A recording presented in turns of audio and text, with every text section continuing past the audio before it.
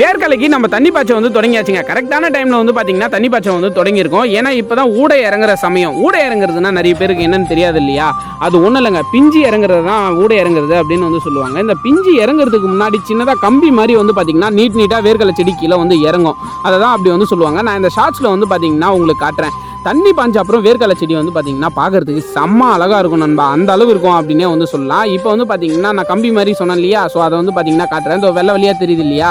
இதுதான் வந்து பார்த்தீங்கன்னா ஊடை இறங்குற சமயம் அப்படின்னு வந்து சொல்லுவாங்க. இந்த டைமில் வந்து அதிகமாக காய போடாமல் வந்து பார்த்தீங்கன்னா தண்ணி வந்து விட்டுறணும். என்னடா கரும்பு வெட்டிட்டு இருக்கேன் அப்படின்னு வந்து பார்க்குறீங்களா? பொங்கலுக்கு நம்ம வாங்கிட்டு வந்த 2 கடை வந்து பார்த்தீங்கன்னா அப்படியே மீந்திருச்சு நண்பா. அடுத்த பொங்கலுக்கு நம்மளே கரும்பு தோட்டத்தை உருவாக்கிடலாம் அப்படின்னு சொல்லிட்டு அந்த 2 கரும்பையும் 10 பீஸா போட்டு வந்து பார்த்தீங்கன்னா தண்ணி போகிற கால்வாக்கு மேலே லைட்டாக மண் எடுத்து கரும்பு வச்சு பார்த்தீங்கன்னா கணுக்கு நேராக கரும்பை வச்சு வந்து பார்த்தீங்கன்னா லைட்டாக மண் வந்து மூடிட்டோம்.